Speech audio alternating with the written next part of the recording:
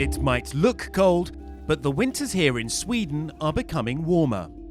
Climate change means it's increasingly difficult for these Sami herders to find the moss and lichen under the snow that their reindeer feed on.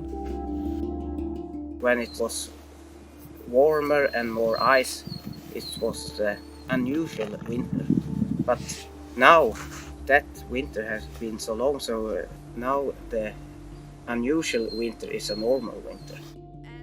In November 2019, the European Parliament declared a climate and environmental emergency. And the resolution is adopted. A historic signal from MEPs that Europe is ready to act. The European Union has pledged to become climate neutral by 2050, and MEPs want to make the targets along the way even more ambitious.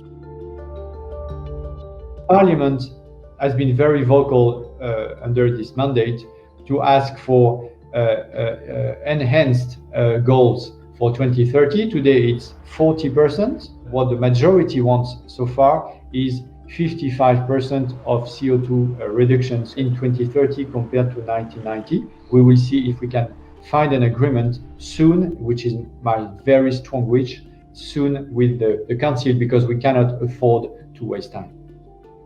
At the heart of the European Green Deal is the climate law, which will make it obligatory under EU law to cut our emissions. We must build a sustainable economy from transport to industry to agriculture.